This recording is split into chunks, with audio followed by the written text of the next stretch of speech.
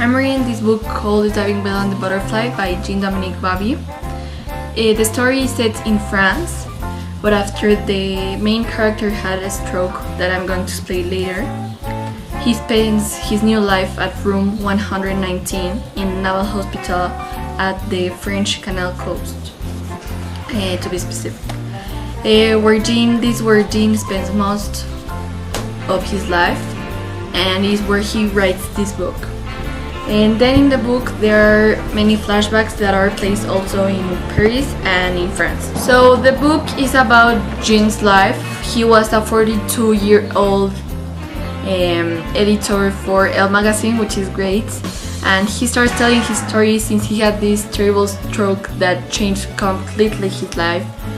Was in coma for 20 days, and then he woke up trapped in his body by locked-in syndrome. And at the beginning he just wanted to be dead, and he was really depressed, but then he gets used to it and his mind takes flight like a butterfly, like he says in the book. And even he's totally paralyzed, he can move his left eye, and he is the way that he can communicate with the world. And obviously using an alphabet and the support from a nurse that helps him the letters, and he just blinks his eye.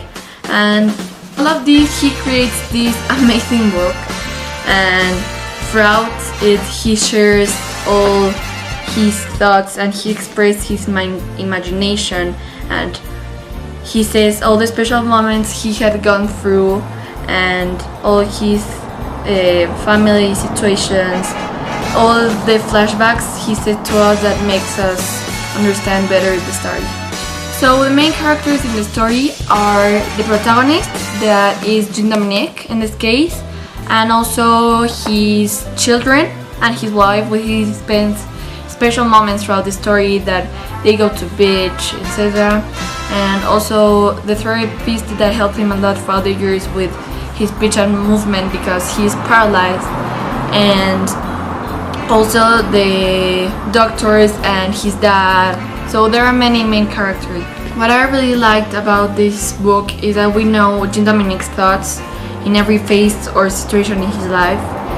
For example, when he just woke up from the 20 days in coma and he just wanted to be dead, or when he just get used to it and wanted to write this book, or when he tells us how he feels about being trapped in his own body.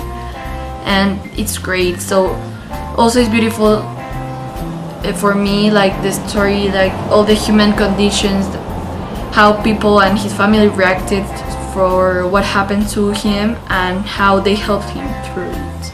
What I dislike about the story is that you only regret Jean's perspective, and in my point of view I would like to hear about other perspectives, like his sons or different people, like how they see Jean. And yes, and the book, the story, it's very sad because for what happens to him, and it's also emotional and touching because you feel sorry for him for what he goes through. And I think it's a remarkable story which gives us a lot of messages and themes for life, and we need to appreciate what we have, because we don't know when they will come to an end, and also we always have something to live for, and we always know why we're here. So I think that it's a very pretty story. And here's a passage that proves all what I have said about his thoughts and how he feels trapped and everything. So it says, "My diving bell becomes less oppressive and my mind takes flight like a butterfly.